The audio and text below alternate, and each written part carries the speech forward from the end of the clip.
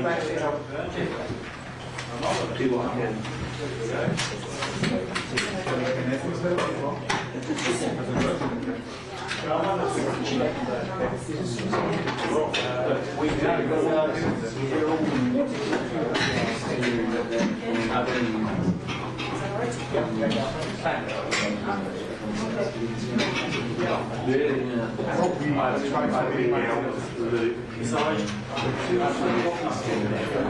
My father's well, I just you can get both of mine.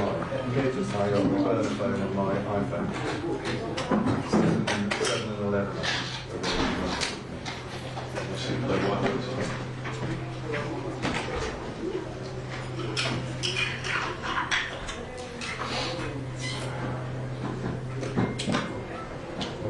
Oh, things are fine.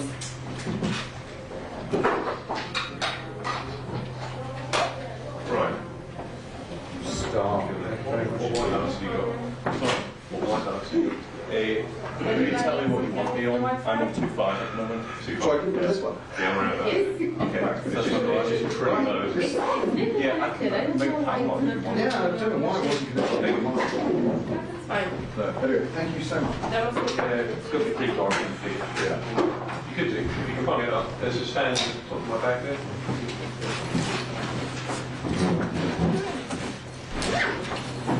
A little nice and stand.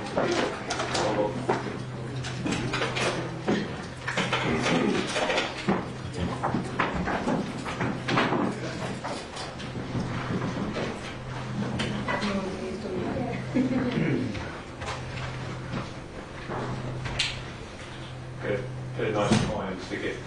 That's in the roof.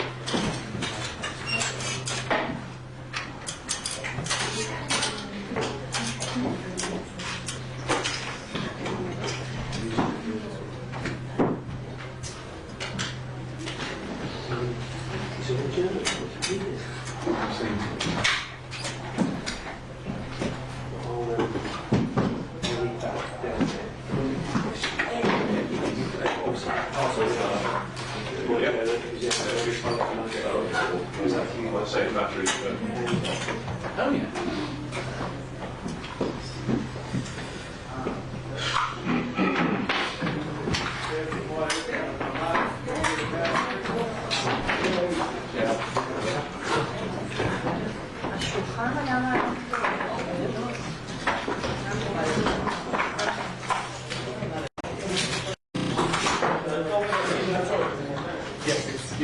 There we go. We'll go back to Yeah, right. And in a while, much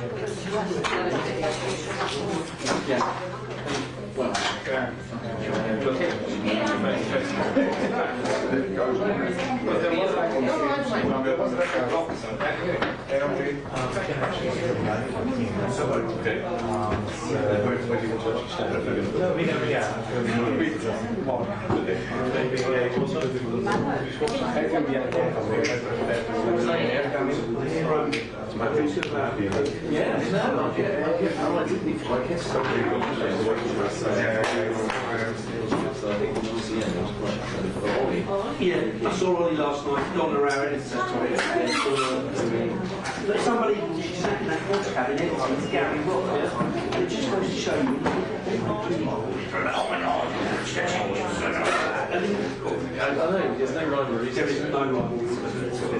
But Ollie was saying it's pretty visual. Yeah, he said it's Go back yesterday, he was saying that he had it, and it was like, he didn't feel like watching TV. So I had it January 2021 because I had some day where I felt really emotional, but I wasn't yeah, because I've got atmosphere asthma, we know it's a transplantation. But this is the one I know for I was like, yeah, I'm a whole and this is the best one. Literally, it's been one of the longest thing I've ever had. This social services very how much of an initial notion. There's all kinds of weird things that I can get in quite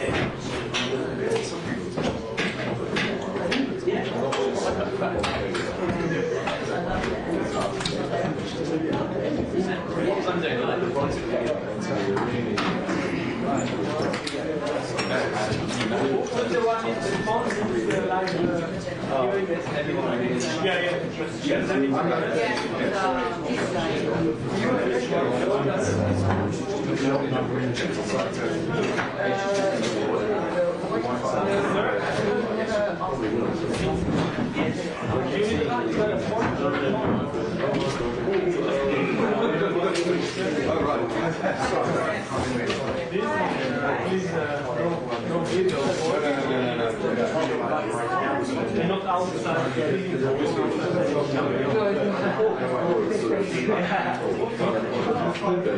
Yes, so just make sure.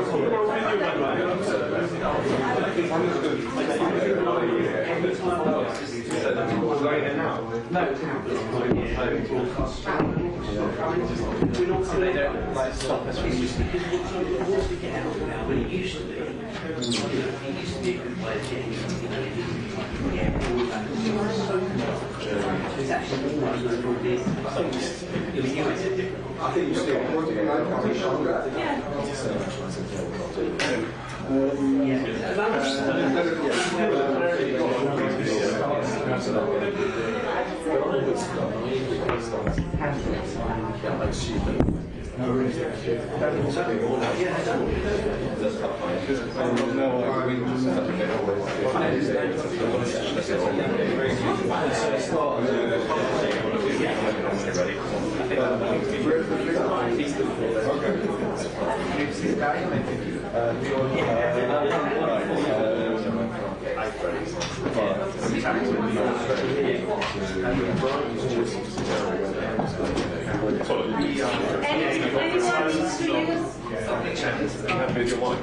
If anyone needs to use a phone to tell colleagues that it's starting, you can use my colleague's phone over there.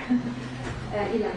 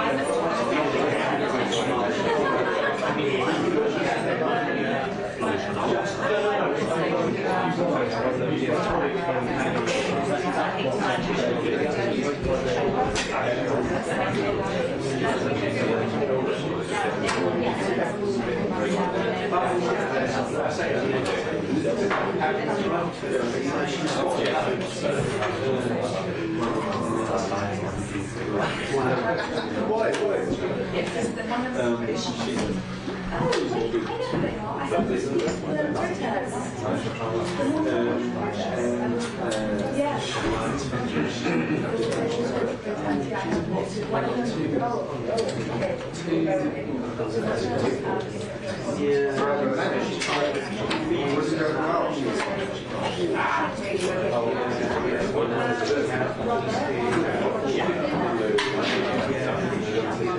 it should be 3-0.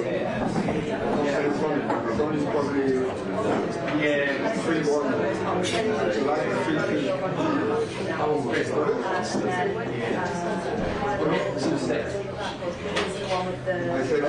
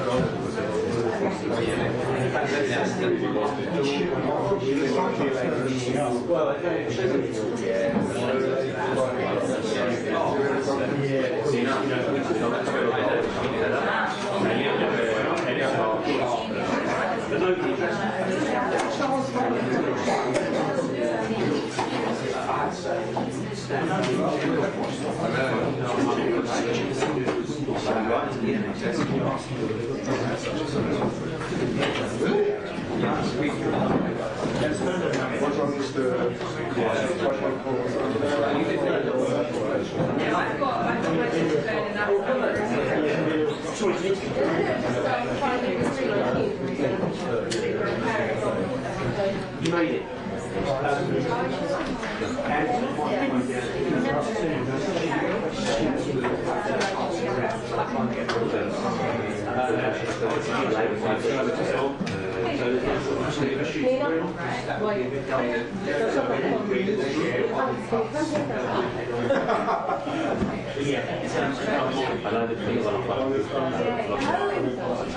I miss sometimes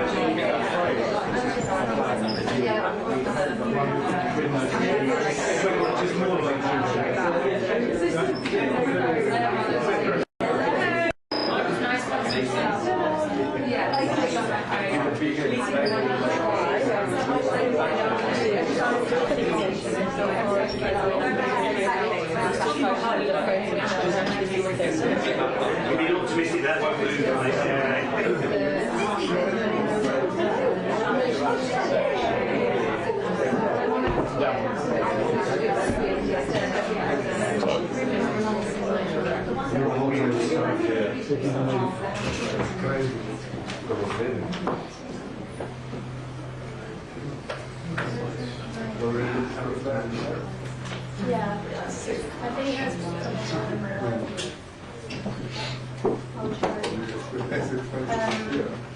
so the families are coming. I'm trying, yeah, it's just not connecting. If I'm not.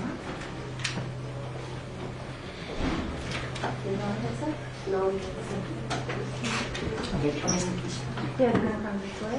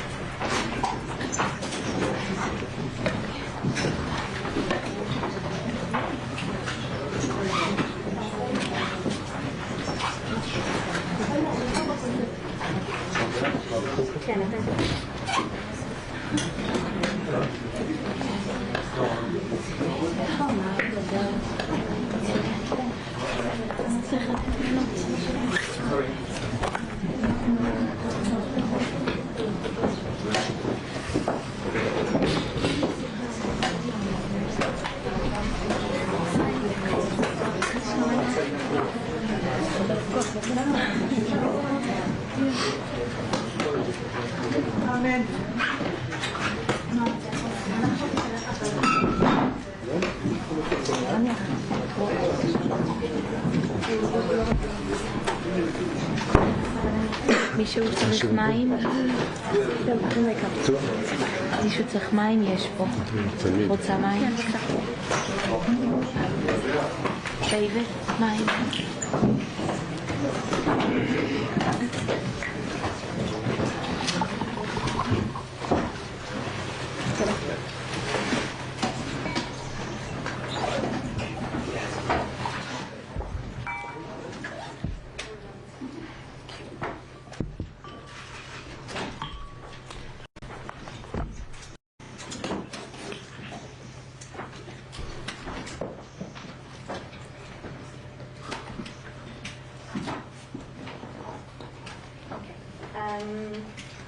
Good morning, everyone. Thank you for joining us this morning. 18 days ago, on the 7th of October, we experienced one of the biggest massacres in Israel's history, maybe the biggest massacre. About 1,400 people were brutally murdered. We have more than 220 people taken hostages in the hands of Hamas, and we have thousands of people wounded from this massacre. Our duty is to speak out for those people taken hostages by Hamas and to raise the world's attention. We need those families back home with us. We have today 4 representatives of the families. We have, I start with Ofri Bibas, who will tell her story. We have David Bar, and we have, just the name, Ayelet Lifshitz, who are here to speak today. We also have Noam Sagi, who is available for questions. His mother has been taken hostage by Hamas. She is 75. So first, our speakers will tell their stories, then we'll have time for questions. And if after the press conference some of you are interested in having doing interviews, please go through us, through our team, and we'll arrange that for you. Again, thank you for coming, and the floor is yours. You want to start, Ayelet? Ofri, you want to start? No. Okay, not today. Thank you. Is it okay?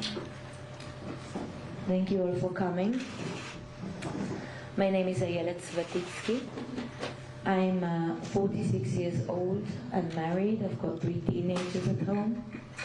I live in the north, about 2 hours from the Gaza border and about an hour north of Tel Aviv. On October 7th, around 8 in the morning, I woke up to my husband's voice. He was speaking on the phone, which was pretty unusual, so early on a Shabbat morning. And he said, something bad's happening down south, call your mom now. So I grabbed my phone, and as I opened my...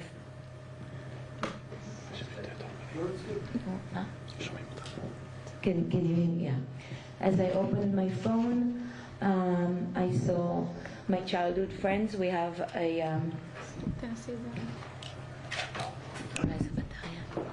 Okay, thank you.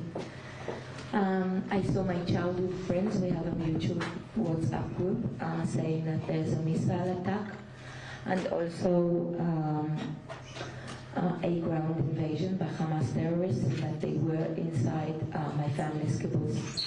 So I called my mother frantically, and I said, go to the safe room, lock the door, don't let anyone in, don't answer. Little did they know, you can't lock the door from the inside because this was never thought of. So the room is designed concrete and metal to shelter them from rockets, but there isn't a lock. She said the house wasn't locked, and the next thing I heard were man's voices speaking to her in English with an accent Arabic. Maybe they heard her speaking English to me. My mother was born and raised in South Africa. So I immediately realized what was happening, and I knew they got to her. So I hung up the phone and I called my brother. He lives next door, 10 meters from her. And I said, go in the safe room, lock the door, don't let anyone else in. I don't know what's happening at Mom's, because I didn't want to tell him what I already knew, because I wanted him to react and not to panic. And the next thing I had the same voices speaking to him, so I realized they got him too. I called a friend on the kibbutz just to let them know that the terrorists were at my mom's and at my brother's, and to send help, but no one could get there, because our little security guards were already engaged in battle with terrorist groups on other neighborhoods in the kibbutz. Then I got 2 pictures minutes later, sent to me from my mom's phone to mine, showing, I can do this without a mic if you want. Is it, can everyone hear me? Okay. So the next thing, I got 2 pictures sent to me from my mom's phone to mine, showing my mother sitting in the living room, still in her nightwear, my brother sitting on the sofa. So they brought my brother from his house to hers. He was dressed but barefoot. Underneath the 2 pictures it said in English, Hamas. A 3rd picture of the same series Hamas uploaded to my mom's Facebook story. So my mom is 79. She doesn't know how to upload images to Facebook story, so someone else did that. The pictures are not a selfie, so it's obvious they were taken by a 3rd party. And that was the last I heard of them. I later learned a neighbor saw them being taken, walked out of the house and taken by foot. But I didn't know that at the time. I've only learned that a couple of days later, that they were actually seen walked out the house. So the next few hours, I was just waiting for the army to get to my mom's house and see what they could find. The first few hours, I thought they were gone, dead. Both my mom and my brother. I thought they were probably murdered. The news of civilians being kidnapped only started circulating around noon. So until noon, I didn't even imagine the possibility. I just thought that I've lost them. And all I wanted was my other brother and my friends and my friends' families out. Because I figured this tragedy hit me. It's going to hit me really hard. I don't want anyone else to go through what I'm about to go through. Around noon, the news about the kidnapping started circulating, and then I started thinking maybe the pictures were proof of life, maybe they were taken. I didn't even know what was the better option, being killed or being kidnapped by Hamas. So it was a waiting period until around 7 in the evening, when the army managed to get to my mom and my brother's house, and I got a phone call from their kibbutz telling me my mom and my brother were missing, and so was my older brother. I wasn't in touch with him all day because we never spoke during a missile attack or an event. We always spoke after. So I wasn't in touch with him. I was informed he was missing too. His phone was found in his house.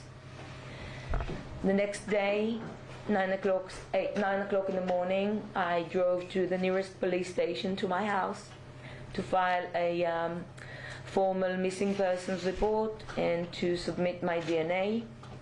And as I went into the police station, I received a phone call from my family's kibbutz that my oldest brother Roy, who was 54, was found. His body was found At daylight, he was shot dead behind his house, murdered. So I filed a missing report for my mom and my brother. The mass casualties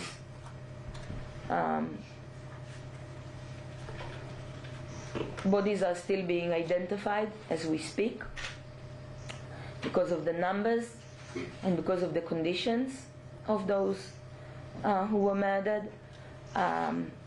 18 days later, my brother's body hasn't been identified officially just yet. I'm 46 years old.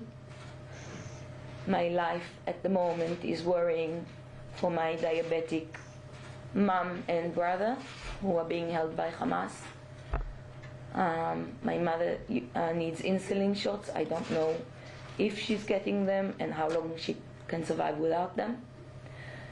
And then on the other hand,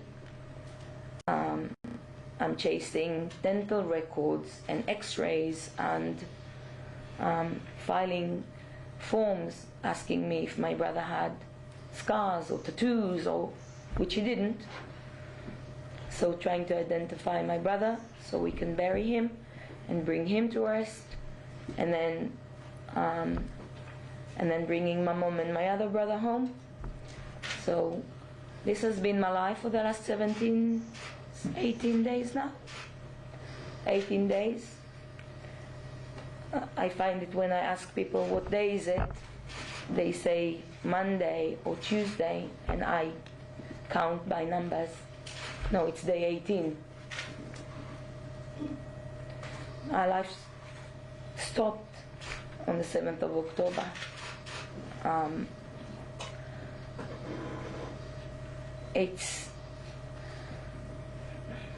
I try not to deal with my loss of my brother at the moment because I find it too painful, and if I start thinking about that, then it will hurt too much and it'll break me, and I don't have the privilege of breaking because I have a mission and I need to be efficient and effective and productive,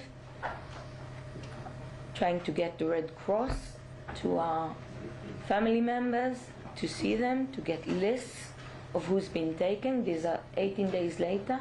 We haven't had any information. Are they getting the medications that they need? So we're chasing information. We're trying to get the hostages help, and we're trying to get information out. And we don't have that just yet. I'll show you the...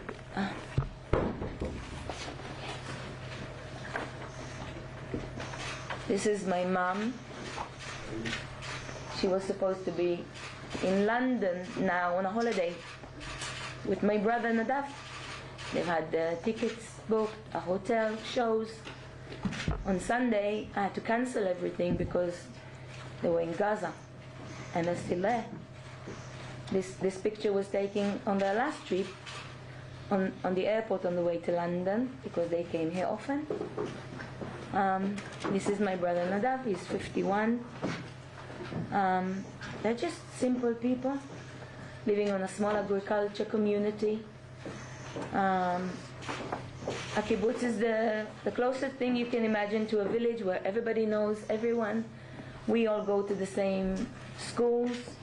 I know people from the kibbutzes around us. It's that type of a community.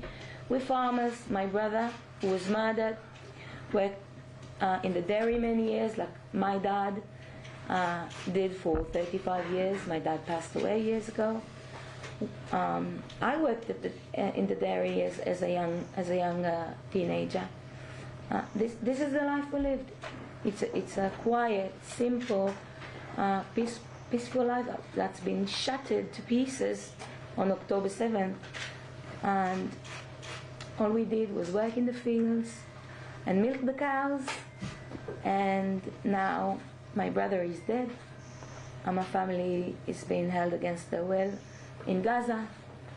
And I'm here to raise awareness for my family, for all families who have young children and Holocaust survivors and young women and men, elderly, in medical need. And I'm here to speak for my family and for and to be the voice for everyone who can't be here with us now. This is a humanitarian crisis. This is a crime, a war crime, and the hostages have to be released and returned. This isn't a political issue. This is a human crisis, and we demand the return of our loved ones home so we can start healing from this trauma. Thank you.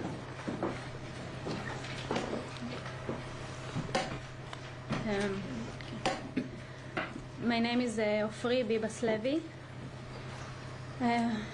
My younger and only brother, Yaden Bibas, was kidnapped together with his wife, Shiri. And their two young boys. Ariel is 4 years old, and Kfir is 9 months old. Shiri. The day of the attack, I was texting my brother. 6:30, he wrote to me they were going inside the safe room in their house. He wrote, "Here we go again," meaning they were used to the missiles attack. They were living in Nir Oz for 4 years. I left the area over there just a month ago, so I was still a part of a WhatsApp group of another kibbutz. So I saw all the texting over there talking about terrorists invading the kibbutz and shooting, killing people, burning houses, and all the horrible things they've done. So quickly we realized it was a whole other thing, something different than what we used to. My brother wrote to me he can hear a lot of gunfires outside his house, terrorists screaming in Arabic. He told me that his gun was loaded, but he can hear they were using automatic weapons. So he was terrified and very, very scared. I asked them to keep it quiet. He said we were trying to, but it's hard keeping such little boys quiet for so long.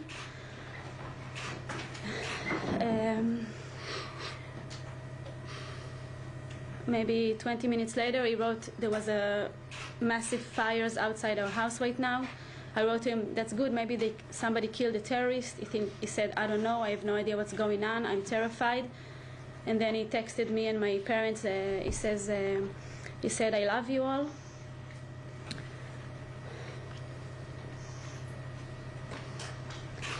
I never called him because I was afraid his phone will make noise. I never wrote, I told him, don't say that, shut up. I didn't wrote, I love you back. I was sure everything will be okay. But 10 minutes later, he wrote they were coming inside, meaning they were coming inside his house. And that was the last text I got from him. A few hours later, we got a photo. We didn't know what's going on. A few hours later, we got a photo of Shiri and the kids being kidnapped, surrounded by terrorists. A few hours later, we got also the video of the kidnapped and the video of them breaking inside my brother's house. Seeing this video was the most heartbreaking thing I've ever had to witness. I could see how terrified Shiri was. She kept screaming in the video, stop, stop. I could see her looking for my brother, I'm guessing. I was looking for my brother in the video, any kind of sign of my brother. I could see Ariel, the older one, just looking like confused and shocked, and I don't know what they were going through inside the house before they were taken. I know the terrorists did shoot the family dog in front of their eyes. Was trying to protect them, we guess, by the way he stormed from the safe house. And for 3 days we didn't know anything about my brother. I had a really bad feeling. I kept thinking he was lying dead inside their house. but then on the morning of his birthday, which was October 10th, we got some pictures of him also being taken by terrorists. This is one of them. You can see him. We can see him alive, but still we know these pictures are from Saturday. We got them only on Tuesday. He was bleeding from his head. The terrorist on another picture is really strangling him. On this picture, I can see there's a hammer here with blood on it, and my brother's head is bleeding. And those pictures and the Shiri's video with the kids is our last sign of life from them, 18 days ago. And ever since, it's like living in a nightmare. The pictures keep running in front of my eyes. I feel guilty for eating. I feel guilty for sleeping in my own bed. I feel guilty for playing with my children or covering my children at night. She's 4 years old. She's Ariel's best friend. Just 2 days before the attack, Ariel was telling his mom, Shiri, that he wants to leave the kibbutz and come live next to us, next to my daughter. They were planning on leaving the area. They couldn't bear living in this anxiety anymore with the missiles. We never imagined anything like this happening.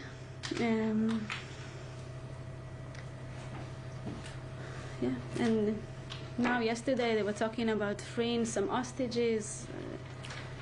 It's really confusing. It's like a psychological torture for us, the families, hearing that they're releasing this one or this one. Or we want them all of them back, and we want all of them back now together. And we need all of you to spread it and making the important people in the government and all around the world just putting an end to this horrible story. Thank you. My name's David Bar, originally from Leeds. I've been living in Israel since 1984 and on Kibbutz Halomim since 1991. Kibbutz is actually built on two pioneering groups from England, from the youth group of Bnei Akiva. I'll start by answering Ayelet. It was easier to bury our loved ones than to go through the anguish that they're going through. And I can't believe I'm saying that. We buried my sister-in-law, Naomi. It took 4 days to identify what we call the smile of the south of Israel. She was well known. She worked as a dental assistant, and in the past few years or so, as a keep fit freak. She simply went for a run near Kibbutz Yad Mordechai towards Netziv Asara, the Eretz crossing. And although it took a few hours because they took shelter because of the missiles, she was shot in the back and shot again in the head at point blank range.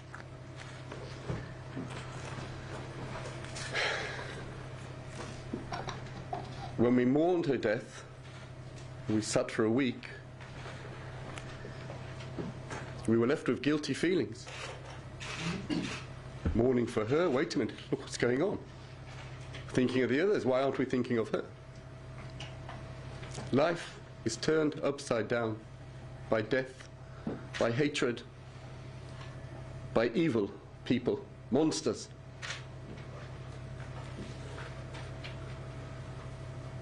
Kibbutz Halomim is a religious settlement, a religious kibbutz which sits between Kfar Aza and Kibbutz Be'eri, and together with all the other kibbutzim and moshavim, we're all one people, 15 to 18,000 people who live in the area who have all been evacuated. That's what I have. I left. Felt like my father who left Vienna in 1939.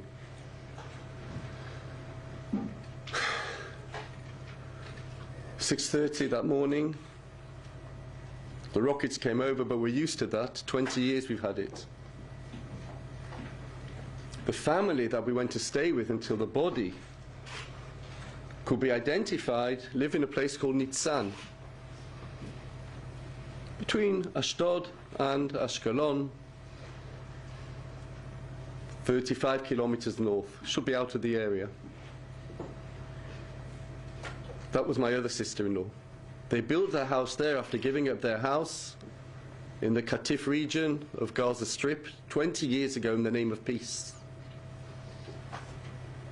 together with all those who lived in that area. They rebuilt their lives. Peace they didn't get, rockets they received. And even there we sat in the bomb-proof room under missiles attack and the possibility of infiltration of terrorists. Back to Alumim, 6:30 started the rockets. 7:15, it was very strange that it hadn't stopped. We're normally in and out of the bomb-proof room, but this time we were staying in. And as religious Jewish people, we don't normally open our mobile phones and televisions on the Sabbath, and it was also a festival. But we opened it in the sanctity of life to look after ourselves. And the messages started to come through. The first thing I saw was cars in Sderot. Open cars with RPGs, machine guns, rattling everybody. Like in a film. 11 kilometers away.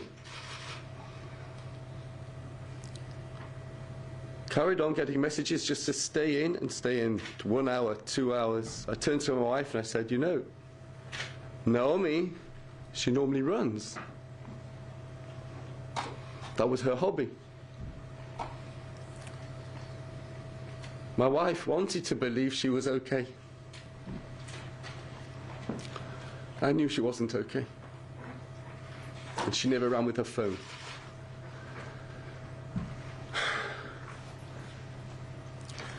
To cut it short, we spent from the Sabbath morning till Sunday afternoon, 2 o'clock in the room, constantly under fire, missile fire, and what we've never experienced in the kibbutz, the infiltration of terrorists.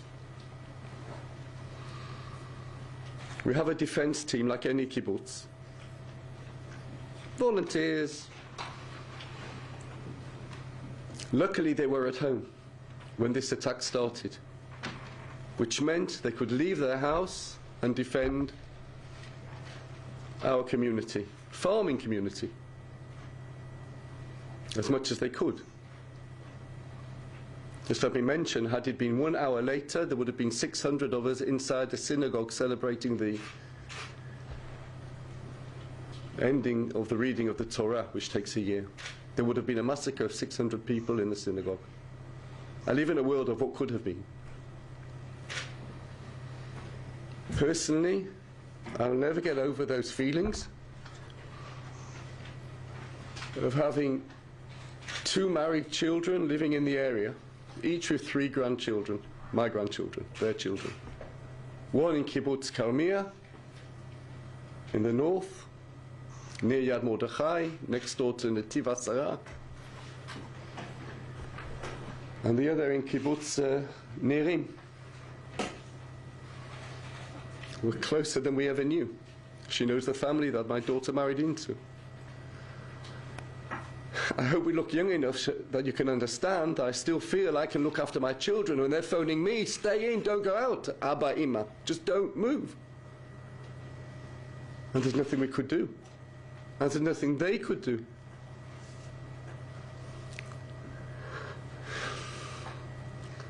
And each time I go back to those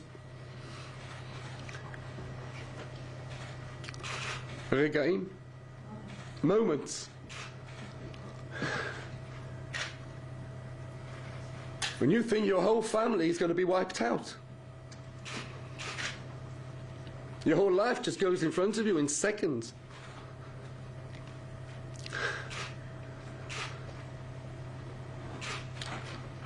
We received messages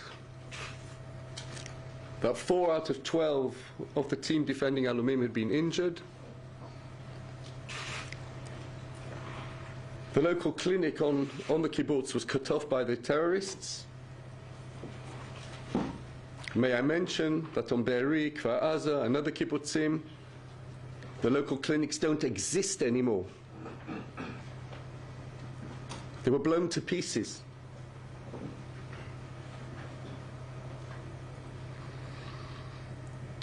Luckily, we have good nurses who never ever thought they would be in these type of situations. And under fire with his car, somebody managed to get at least 2 of them out to the hospital in Beersheba, and the other 2 had to wait much later. We received, after phone calls to my wife's brothers and sisters, it was clear to us that Naomi was either missing or taken into, well, she was either dead or taken into hostage, or taken as a dead person into hostage, which is a hobby the Hamas do. Let me remind you, we've been fighting for 4 children, 4 boys, 8 years to receive their bodies back. We have a little garden, like a little park on our kibbutz, in the name of those 4 soldiers. The Golden Park, we call it. My wife Ilana actually looks after it. And there were 10 terrorists at the end of the day found dead in that park. Luckily. They came in through the back gate of Kibbutz Alumim. They found the bomb shelter of our foreign workers, who we were very close to, and they'd slaughtered all of them, 15 to 16. Some of their partners who had joined them over the Sabbath were taken captive. We've heard nothing from them since. On a personal level, I'm a teacher in the area. I teach Bible studies and Jewish philosophy, teach the sanctity of life. Every person is made in the image of God. I had a class which had a Muslim, a Christians, mostly Jewish, LGBT. We had them all. And we teach the honor of man. And here I'm left, missing pupils, 3 pupils from Netiv Asara, parents, children, teachers. That's the nephew of a teacher I work closely with, from Kibbutz Nir Oz. 2 other brothers, I think, are with him. She also lost her mother and her son, Galit Dan.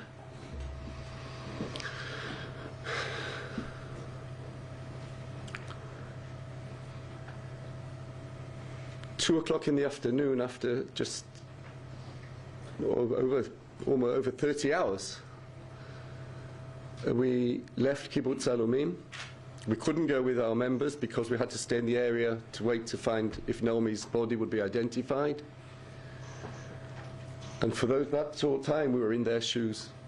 It's a pain and an anguish you cannot describe. And it's horrible to say, but the relief to know she'd been shot and that we could bury her came through 4 days later. It was a relief. When we left Kibbutz Alumim at 2 o'clock in the afternoon, we took a car. I got to the gate of Alumim, I could see smoke on the right. They had burnt down, we just built a totally new milking parlor for the kibbutz. I don't know if that's significant for you, but for us, it was the pride of the south of Israel. It doesn't exist anymore. Cows who were not milked get infected, and we have 700 who are slowly dying. Chicken houses burnt down, fields torched. I could see it from the right, but I couldn't go there. Because everywhere I looked, going out of the gate, were bodies and cars riddled. But I'm not talking about one car here, one car. I'm talking about like a traffic jam of cars. They must have stopped them, people coming in and just riddled them off. It's a sight which nobody should ever see.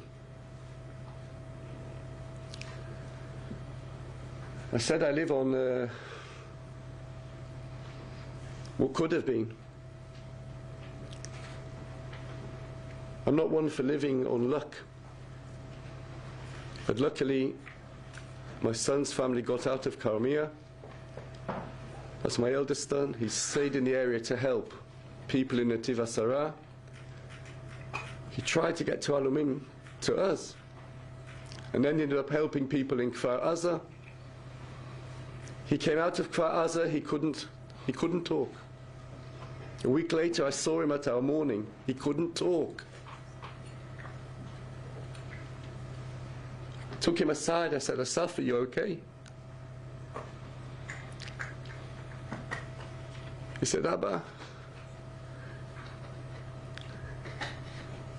it can't be in this world. You're the Bible teacher, explain.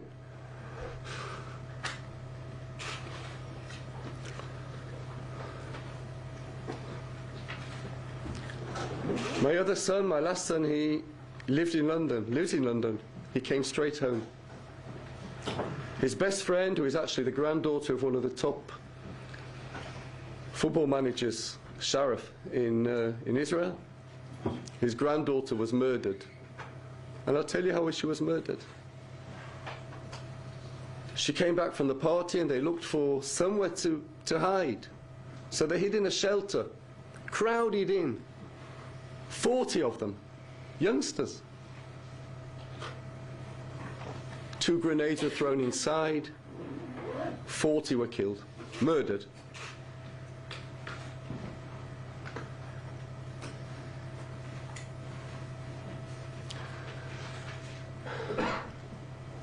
I'm here today to show my, first of all, support, because I only had that anguish for 3 days of looking for a lost one. We also lost soldiers and we lost civilians from Alumim who were in the area. My son was at the funeral of one of his best friends who lived in Kfar Aza. They buried his teeth, because that's what's left. As Ayelet said, this isn't a war. It's not the Israel-Palestinian conflict. This is a war against humanity. Nothing less. And it can't be that tomorrow everybody will turn around and say, okay, we reported it and we'll carry on. If you turn the other cheek this time, it'll haunt you back in the future. Israel is fighting the war of the West. Nothing more and nothing less. Thank you. Thank you. Questions? Please raise your hands and can you please say your name and who you represent? Thank you very much. Andy Bell from Channel 5 News. Could I just ask, at this stage, would you like the Israeli government to delay any ground offensive because you would like more time for negotiations to see your loved ones free? From my point of view, I'm not a politician and an army person. I just want my family and all the families, all the other hostages back home.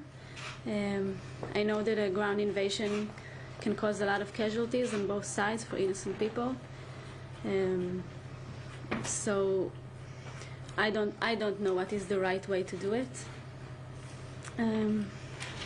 I have to trust the Israeli government to do whatever is right for our families, to bring them as safe as soon as possible. And I know that at some point they will have to go in because the Hamas we must put an end to the Hamas. I don't know exactly the right timing. Again, I'm not a politician. It is scary to think that they will go inside while our families is there. It can escalate the situation. So I'm afraid of it happening, but I have to trust that if that's what they decide to do, it will be in the best interest of our families and bringing them back. I can only hope so and have my trust in the Israeli government, because that's all I have right now. We have no quarrels with the Palestinian people. And I'll be quite honest with you, my heart goes out to them. Until 20 years ago, we had Palestinian workers in the kibbutz. Ahmed used to do all the plumbing in the kibbutz, so often used to sit with him for his 10 o'clock coffee. Once the Hamas came in, for security reasons, we could not continue working with Palestinian workers, and they also weren't allowed to come and work everywhere they worked before. So, as Ofri said, we don't want to see bloodshed on either side. I know the Israeli army, we're not on a revenge mission.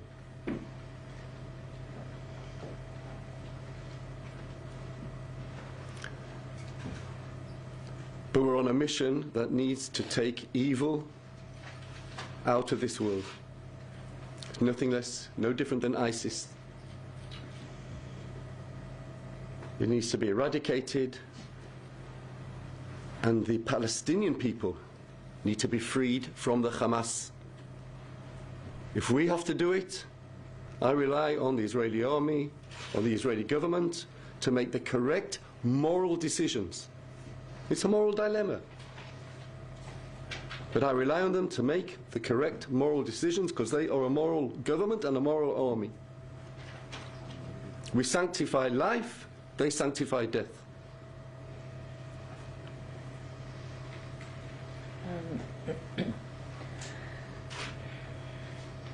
I understand how complicated it is. I believe Israel has a responsibility for the hostages and for their release. But they also have a responsibility to ensure that life can exist on the southern border of Gaza. And as long as Hamas is on the other side, there cannot be life on all of those villages and kibbutzim and towns, because we saw what happens when Hamas is across the border from us. We saw it in our own eyes, okay, but the ground is still soaking from our family's blood. We don't need to guess. They showed us what happens when they're across the border. So I have to put my trust in both the Israeli government and the Israeli army, that I can't advise them as to what's the best way to move forward, but I trust them. They know that my number one priority is to bring mom and brother back home, and I trust them to find the right balance and to do whatever they can to bring our families to us, but also to ensure that life can still exist. So when my brother and mother are returned, they're not also only returned, they also have a home they can return to. Thank you. Yes, please. When right from the Press Association. The mother of a British-Israeli woman was Sharone Lifschitz, which was released yesterday by Hamas. Has that development given you any... He says, I'm sorry, did you say mother of Sharone is Sharone British? Lifshitz, yes. Okay, thank you. Is that development given you She's any... not... Release. Ma? She's not British, she's just released. Ah, okay. Has that development given you any more hope at all about what would happen to your families Then if it gives us hope. I think when anyone's released, there's a little sigh of relief. But let's be honest, it's a big game. It's the way a terrorist movement works. It keeps those people who, in their anguish. Is it mine? Who's coming? Who's coming out? So they released 2 people out of 210, 20. It's a game. As if to show, they're showing the world how compassionate they are. Making the world forget what happened just 18 days ago. Trying to make the world forget what happened just 18 days ago. And it's those releases are really like torture for us, the families. Every time something like this came up in the media, it's really, really torture. I spoke earlier about how those villages, those kibbutzes are very similar to villages. We all go to the same schools. We all know each other. Those 2 hostages that were released yesterday, okay, so they're not my family members, but they're someone's family. We all know each other in the area. I know the gentleman that David's daughter's married to. He's from my kibbutz. One of the ladies that was released yesterday, I know her sons. Noam's mother, Ada, was my Hebrew teacher in high school. We have a say in Israel now, everybody knows somebody. So on a personal level, someone's mom came home yesterday. Maybe not my mom, not just yet, but someone's mom came home yesterday. It's a beginning. It's far from the end. There are still hundreds of people to be released. So am I hopeful? I won't rest until the last one is home. My mom or others, Shiri's family, and I've made a promise to Shiri that when my mom is out, my brother, if God forbid her family is still in the, and now she'll do the same for me, because we all are family now, here and back in Israel. So 2 are out, their families, their husbands are still in there. Those families still don't have peace of mind. They're still worried about their fathers. Families have been torn apart. But I've made a promise, and I'm sure that we will not rest until the last one is home.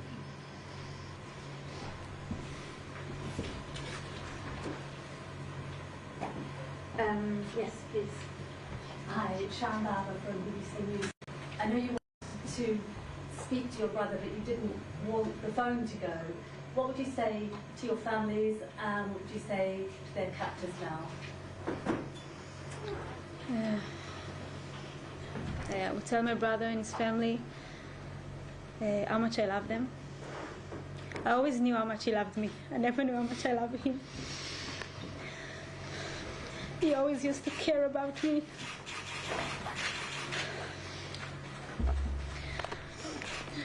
He's like this big man, but he's the most sensitive and gentle and always caring for his children, for us. So I would tell him how much I love him and how much I miss him. And how much I'm doing everything I can, which is not much, but everything I can to bring them back. And I would tell Shiva to stay strong for the kids. She's a great mom, and I'm sure she's doing everything she can to keep them safe. I hope they're not seeing too much horrible things that kids shouldn't see or experience over there. And to the Hamas, I don't think we speak the same language, and I'm not meaning about Arabic. But I would tell to them that those people are not part of this war, and children should not be part of this war, and innocent people should not be part of this war. The innocent people in Gaza shouldn't be part of this war. And they should just let all of them back home as soon as possible.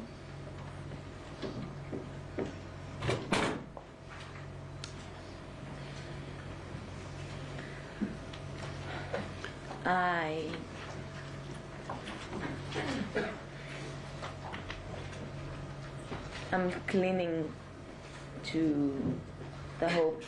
My mom knows how much I love her, because I never got the chance to tell her. And I'm clinging to the hope that I'll still get the chance to say that to her again. I was so frantic to hang up the phone and call my brother and then call someone in the kibbutz and maybe send assistant and maybe someone could. And I never said I love you, Mom.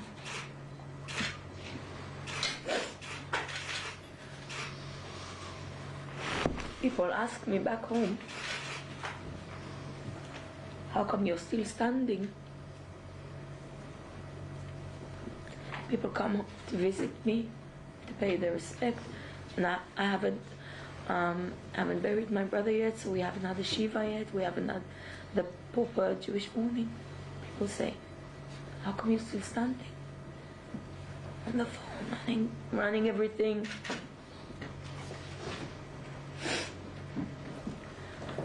I say to them,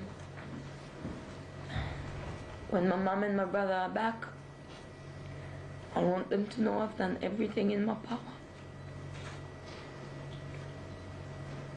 I want to live my life going forward knowing, being able to tell myself that I have done everything I possibly can.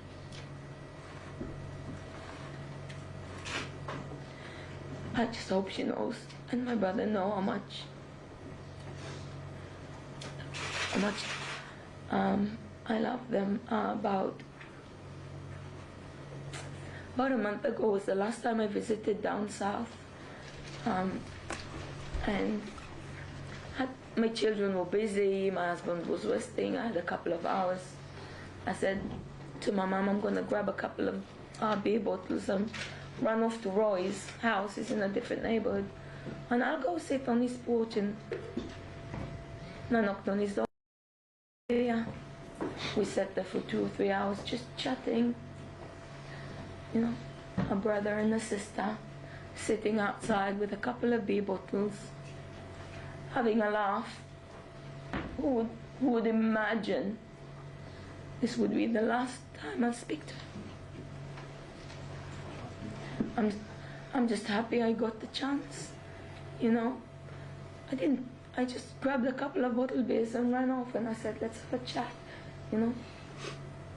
Last time I spoke to him, gone, shot dead behind his house. What? So I hope he knows how much I loved him. Yes. And I hope I get to tell my mom and my other brother face to face soon. And I have nothing to tell Hamas. Absolutely nothing. I mean, people who do this,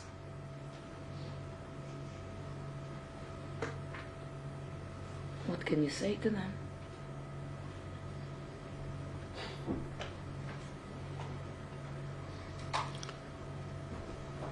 As Ofri said, we're not talking the same language.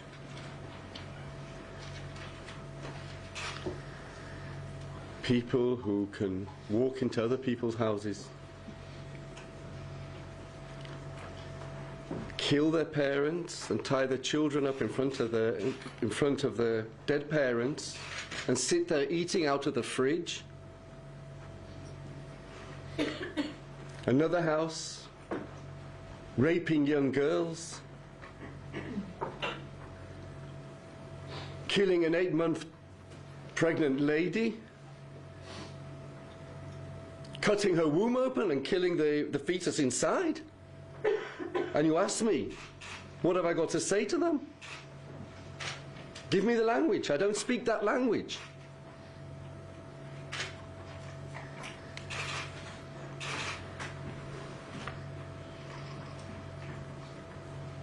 Her parents know that her mum knows she loves her and her brother, and the same here. Hamas, nothing.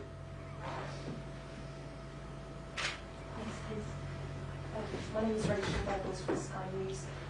What message would you like to give to the British government, anyone watching now? Have you been satisfied with the level of support you think Rishi Sunak is offering? Is there more they could be doing, do you think, to support people and hostages, themselves and families? I think both the Prime Minister here and the President of the State of Israel committed themselves like I cannot remember anybody since the days of Koresh 2,500 years ago. Their speeches have been supportive in no way that I've ever felt in the past, but they've never really had that need. Continued support to give advice, but also to rely on the Israeli government and the army to do the right thing. But as a British citizen myself, and I love this country, but it's not the country I left. Things have changed. And I don't worry only for my own family now. I worry for my Jewish community here in Israel, in England. They live in fear. And not only do I worry for them, I worry for everybody here. Something has changed. I may be wrong. I may be wrong, and I hope I'm wrong. My mother was a chairman of the Council of Christians and Jews in Leeds for many years, and she was also the chairman of the representative council of the community. And the relationships between Jews and Christians and other religions at that time were fantastic. I haven't heard any moderate religious leader stand up and condemn what the Hamas did. I don't need sympathy for what we're going through. I need people to condemn that act, and I have a feeling, and I may be wrong, that people are frightened to condemn that act. One thing in my studies I learned, and I use it in school as well, whatever is on the periphery of society, tomorrow it's in the center. We can ignore it. We can try and say, oh, it's somewhere else. It doesn't work like that. What's not dealt with, tomorrow it's on your doorstep. I would just ask them not to forget what happened. Sometimes we have short memories, and there are other news and things are forgotten, but this should not be forgotten, and everything should be done until all our families are back. I know they are doing stuff already. I'm not sure exactly what. I'm not involved, but I'm sure that they already are involved in doing stuff, helping us bring in our families. So I just want to thank the support and encourage them to continue with their help. And just never forget about the families, never forget about what happened in Israel.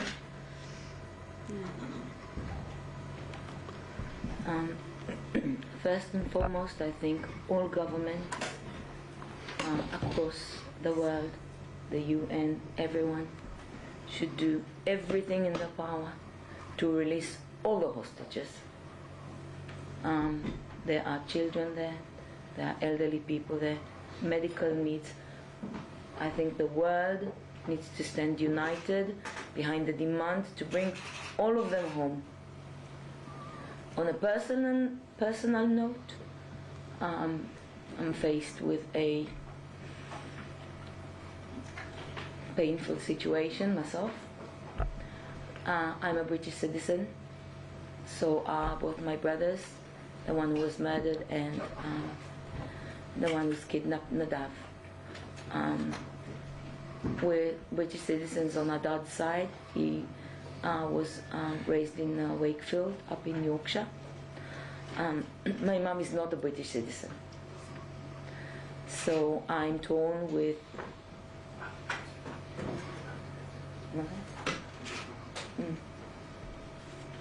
So I'm just,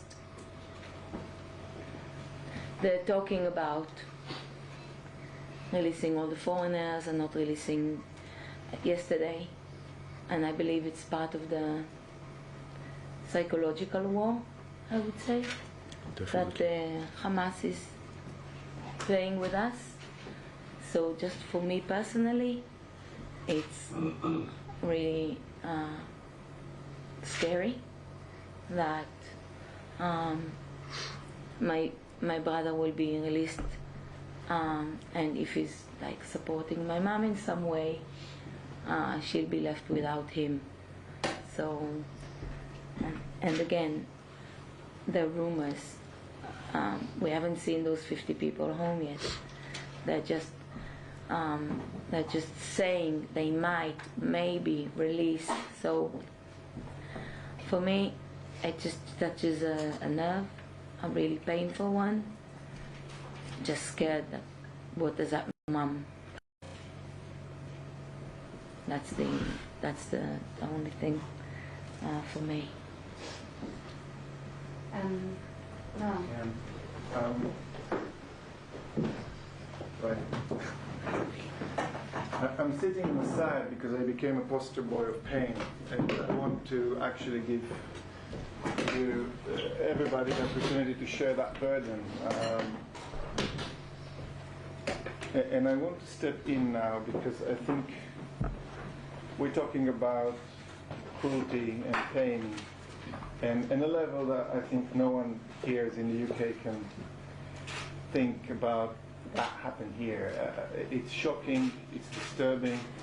If I would come with more details, it would be more shock and more horror, and there is so much pain involved. It's a psychological warfare from the beginning, way the beginning of that, and it's still going on now. It's designed to shock us, all of us, separate us and kill our spirit. Kill the Israeli spirit. And I think that what we are showing together is that it did the opposite. Because we unite in pain. Because we unite in kindness and love. Nothing about religion. Nothing about borders. Nothing about gender. Nothing about color.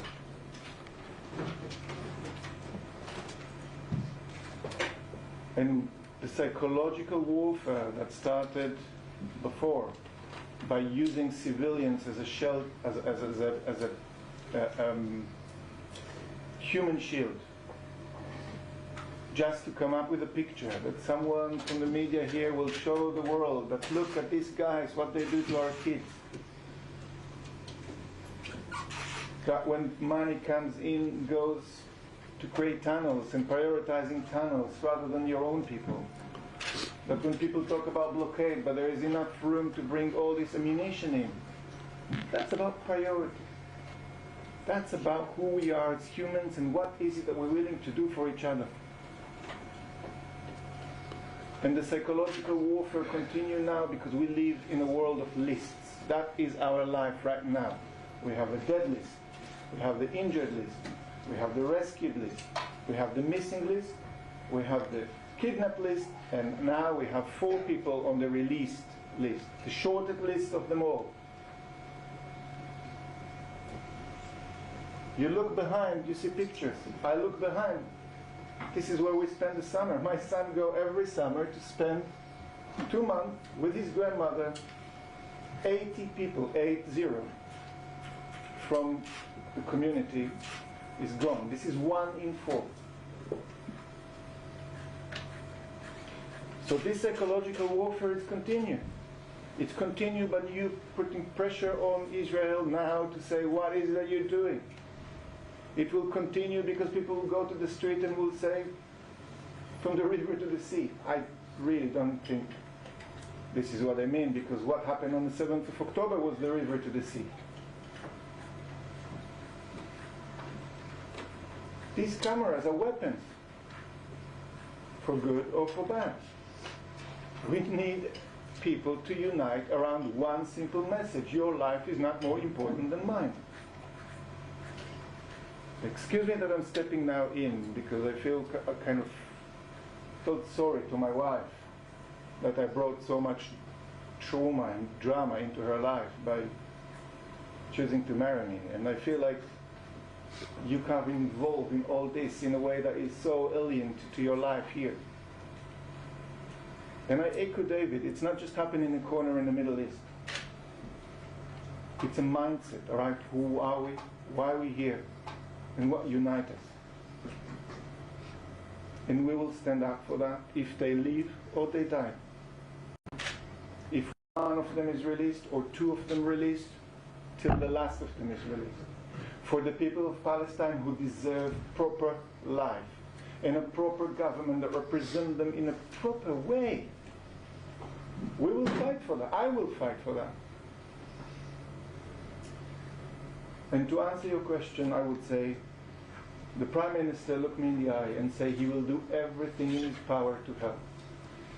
It was comforting, it was reassuring, and we all need to see what that means, because our life turned upside down 18 days ago. We're not going to stop. We can't afford to sleep, because my mom is somewhere in a ditch, I don't know where.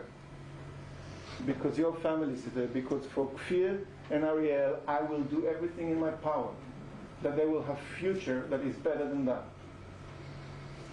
And the government, which we are absolutely thankful for all the efforts and the kindness, we need to see that comes across in the street. We need to see the Metropolitan Police coming in and say, guys, you know what the river to the sea means? We just saw that. That's what it means. We will never have the numbers, and that's even not the point. What we'll have is the heart, and spreading love, and standing up for love and humanity, and this is what we will continue to do, and this is nothing to do with Jewish, Christian, Muslim, or anyone else. And for that we have the numbers. So I want to thank the British government for everything that they did up till now and what they will do from here. Because we need that. Thank you. Thank you. I'll take one last question, and then I think we'll start from here. I know there are some requests for specific interviews. We will help facilitate them. One last question. Okay. So I just say thank you. Thank you, Fred, David, Ayelet, and Noam. I don't know how you do this, because every time you have to go through the trauma again, and it's unbelievably painful for us from the side. So thank you for sharing that with us today, and we will not rest until all of our hostages are back home, and I can assure you. Now we will thank you everyone for coming. Thank you for taking the time, and you have, like Noam said so well, you have weapons for good and for bad. So please don't forget that when you tell the story of our people here, and don't forget what happened on the 7th of October. Thank you for this moment. Thank you. Thank you. And you can use the T word, because this is what it is. So just call it for what it is. Excuse me, can you just give the three of us one picture with the three of us? Yes. Stood up.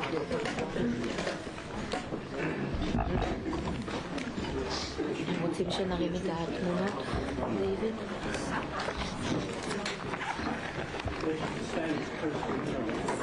הכי קרוב שאנחנו יכולים אחד לשני.